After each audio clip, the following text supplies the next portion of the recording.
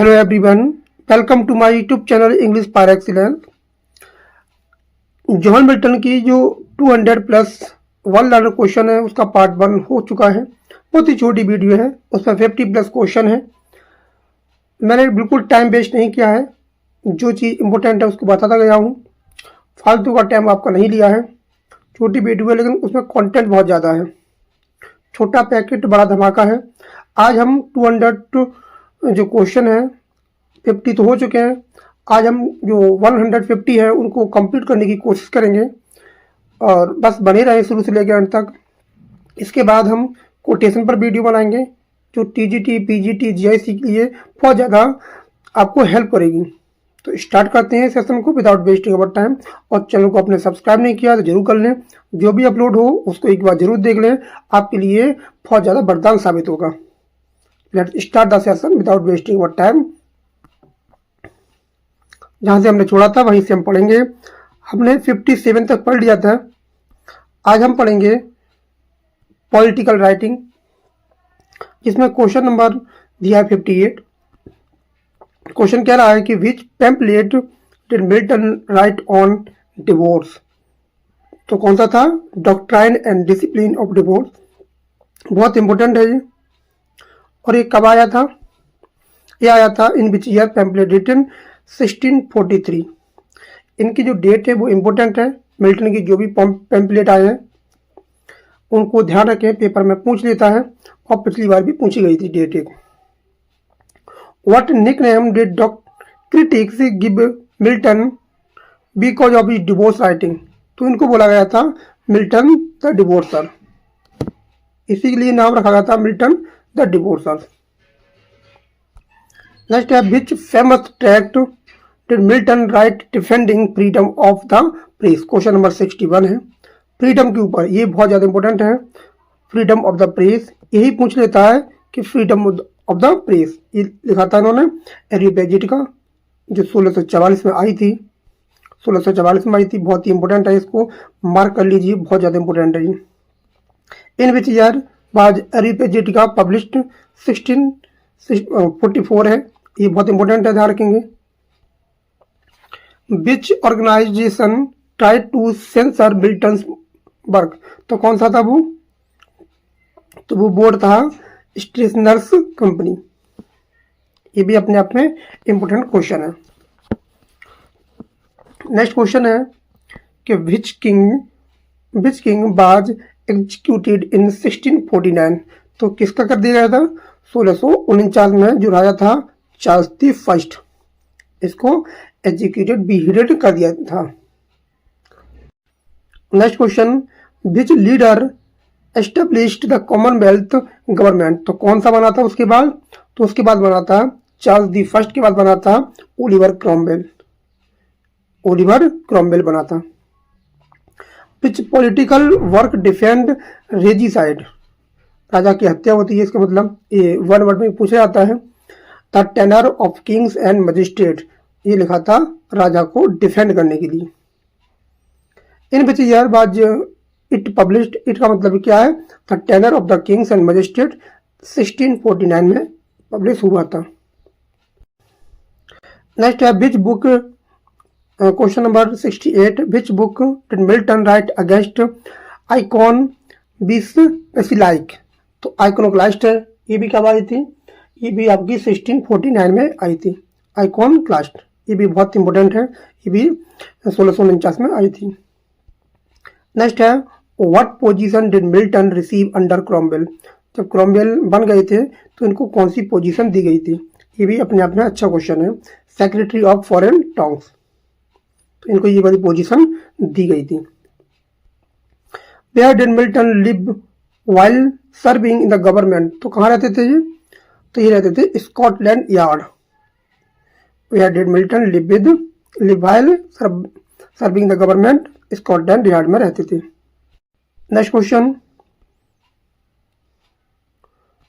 Sorry, अब क्या आएगा?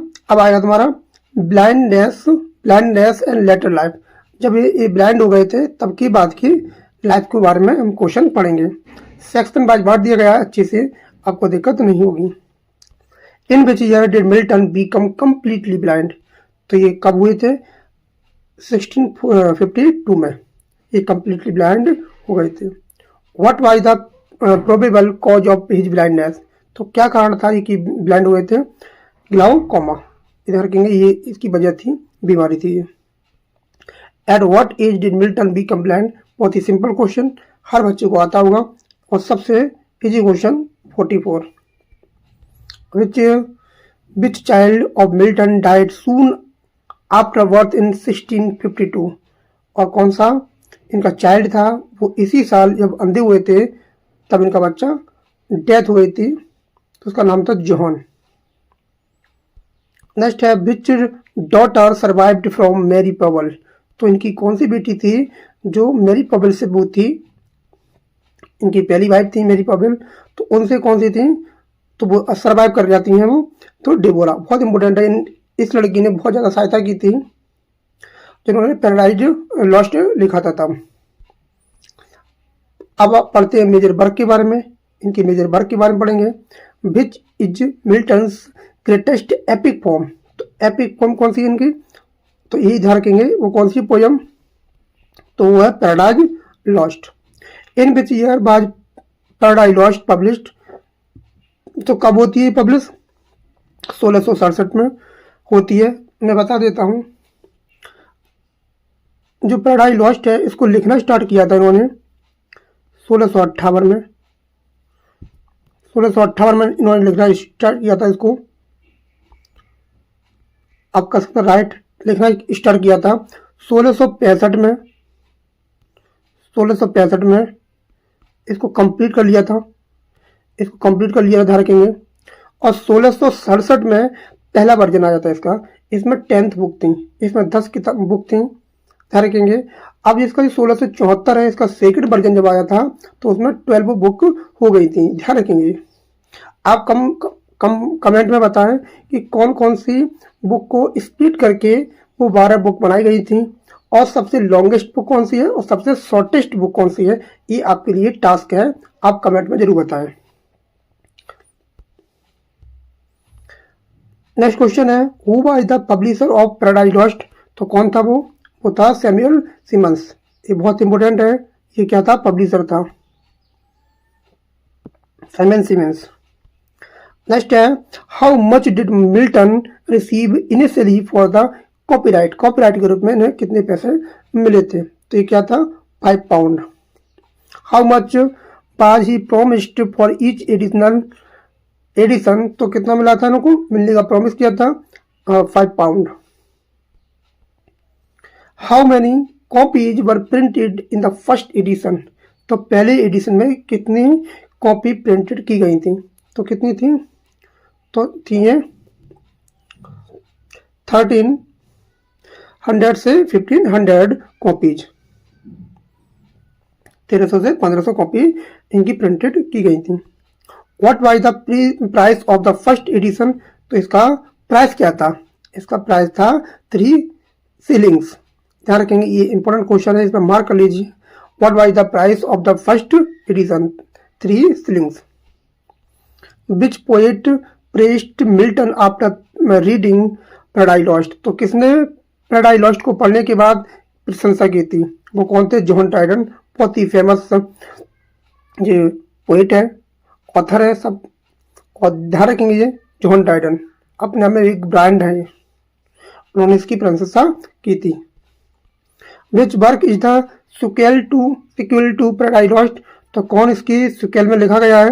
तो वो कौन सा था? पैराडाइज रिगेंड, 1671 में आया था।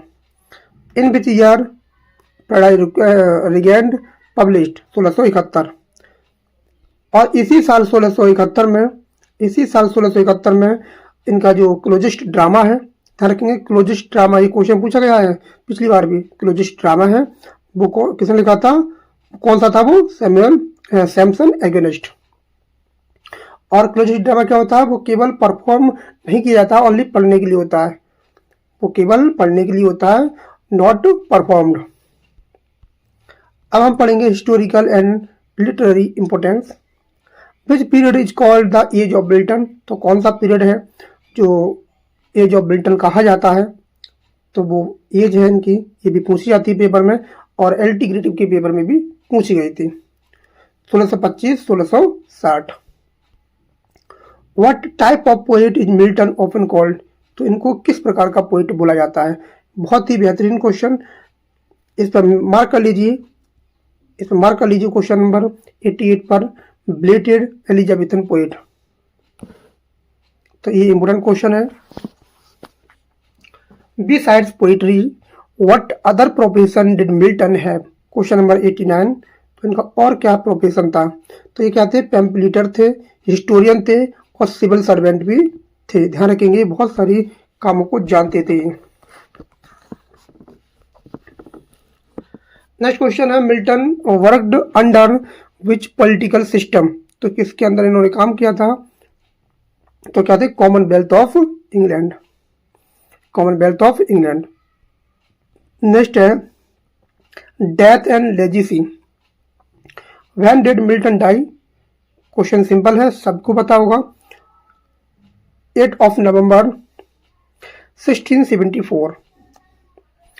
Eight what age did Milton die? तो कौन सी एज में इनकी डेथ होती है? 65 वर्ष की आयु में इनकी मृत्यु हो जाती है। What was the cause of Milton death? तो इनकी मृत्यु का कारण क्या था? गाउट, इनको गाउट था। Where was Milton buried? तो इनको कहाँ दफनाया गया था? तो Saint Giles Church, triple gate. तो इनको यहाँ दफनाया गया था, और यहाँ दफनाया गया था जो चर्च है वो किस स्थान पर है? ध्यान रखेंगे, वो लंदन में है, लंदन में है।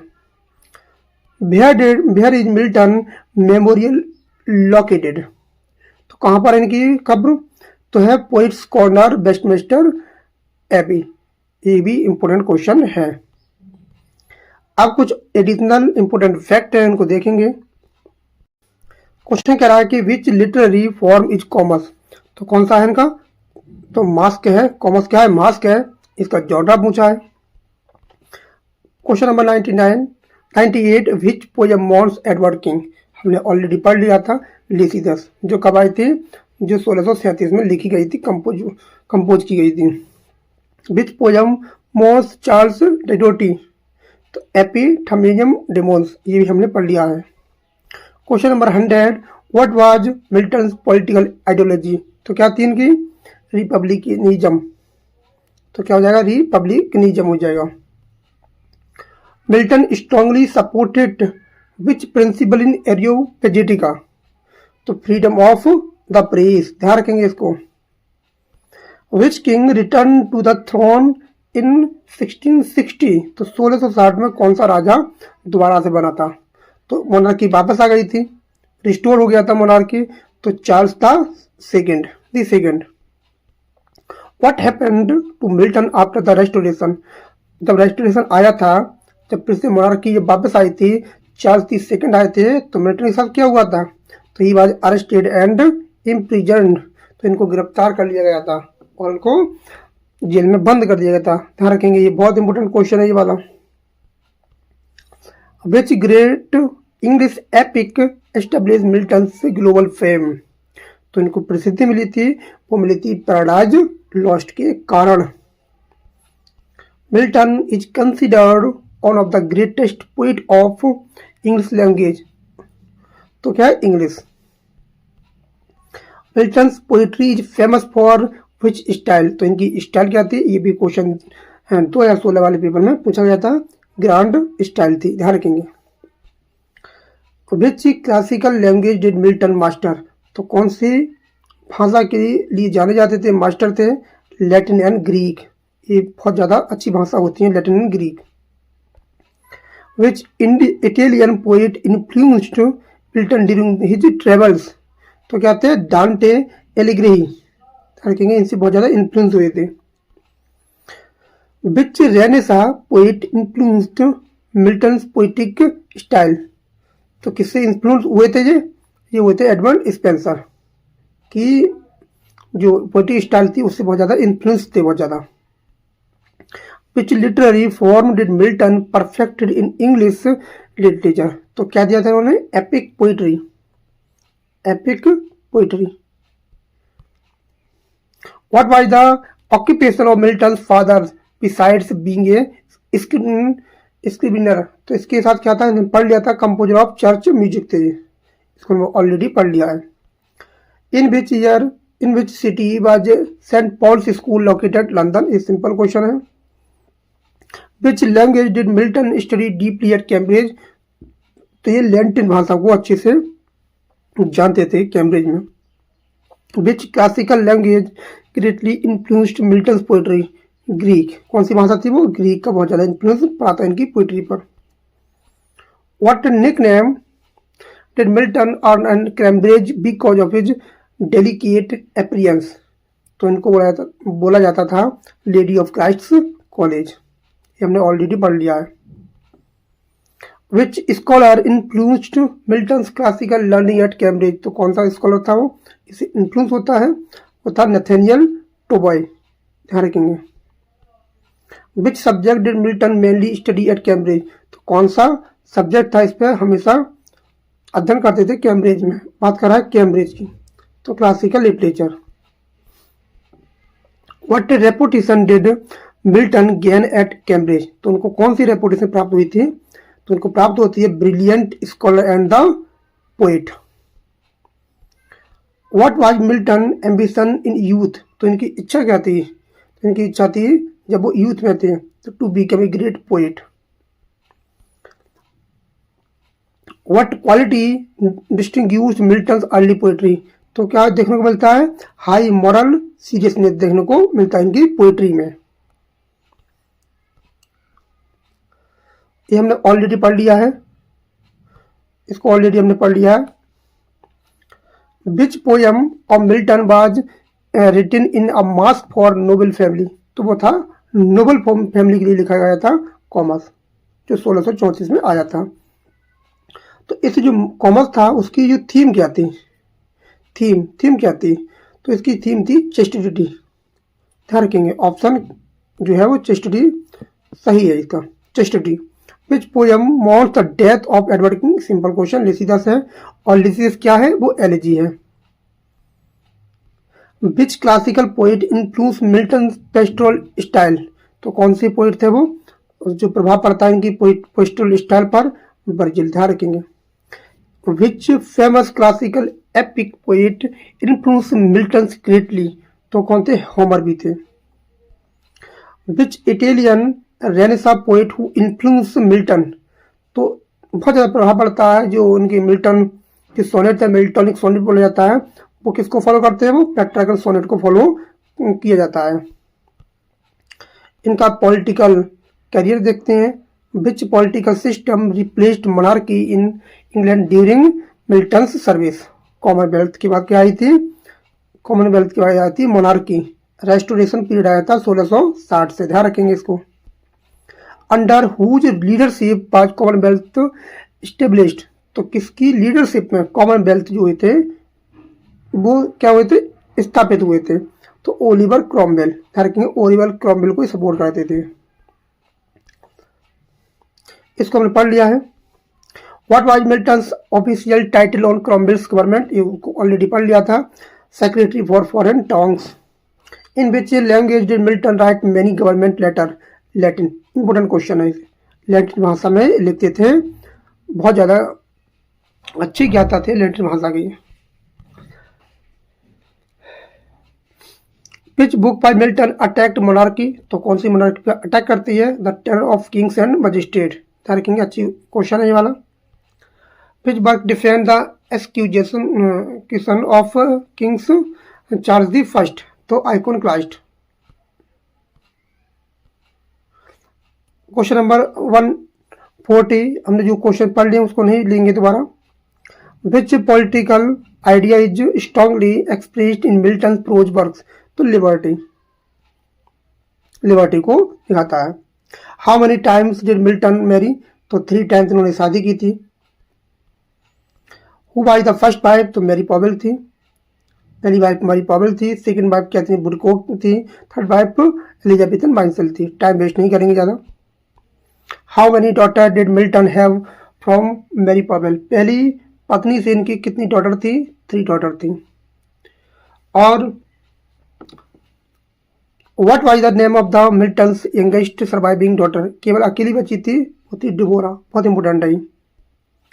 Which daughter helped Milton by reading books to him after blindness, जब ये अंधे हो गए थे तब उनको किताबें पढ़ने में कौन सहायता करता था, कौन समझता था, कौन लिखता था, वो थी आपकी Deborah. At what age did Milton marry Powell, Mary Powell से जब शादी की थी तो इनकी उम्र थी 34 ईयर्स और वो 17 साल छोटी थी, ध्यान रखेंगे। हाउ मच यंगर बाज एलिजाबेथ माइनसेल्फ देन मिल्टन, अब जो तीसरी पत्नी थी इनकी, जो 1663 में शादी करते हैं, तब उन्होंने शादी की थी, तब इनकी जो पत्नी थी वो 30 साल क्या थी, छोटी थी जॉन मिल्टन साहब से। What major personal tragedy affected Milton in 1652, तो इसमें क्या क्या हुआ था। 1652 में बहुत कुछ हुआ इनके जीवन में। 1652 में पहले तो इन्होंने, इनकी जो पहली पत्नी थी उसकी डेथ हो जाती है और 1652 में इनके क्या हो जाते हैं, अंधे हो जाते हैं, ब्लाइंड हो जाते हैं। और एक घटना और हुई थी, जो सोनेट है इनका ऑन हिज ब्लाइंडनेस, वो भी इन्होंने कंपोज किया था इसी साल में, ध्यान रखें, रिटर्न किया था 1652 में, ध्यान रखेंगे। 3-4 घटना हुई थी और इनकी पहला चाइल्ड था वो भी डेथ हो गई थी पहली पत्नी से, तो 1652 में बहुत सारी घटना होती हैं 1652 में, बहुत ध्यान रखेंगे। Which epic poem deal with the fall of man, तो एक ही एपिक है इनका, वो है Paradise Lost. How many books were there in the first edition of Paradise Lost, तो 10 बुक्स में ये पब्लिश होता है, ध्यान रखेंगे। How many books were there in the later edition, तो 12 बुक्स हो गई थी, 1674 में आ जाता, मैंने ऑलरेडी इसको मेंशन कर दिया है। Which character in Paradise Lost represent the fallen angel, तो वो था Saturn. Which character represent the first man in the Paradise Lost, तो पहला व्यक्ति किसको माना जाता है, आपका एडम था। नेक्स्ट क्वेश्चन है, which character represent the first women, तो वो कौन थी, ईव थी। Which poem by Milton describe the victory of Christ over temptation, ये भी इसकी थीम में ध्यान रखेंगे, टेम्पटेशन जो आया था paradise regained. Which dramatic poem of Milton based on biblical hero, तो किस पर आधारित है, वो कौन सी पोयम थी, वो इनकी थी Samson agonist. Which biblical figure is hero of Samson agonist, तो कौन हीरो है उसका, सैमसन एगोनिस्ट में हीरो है सैमसन खुद है। Which literary style Milton famous for, grand style के लिए प्रसिद्ध है।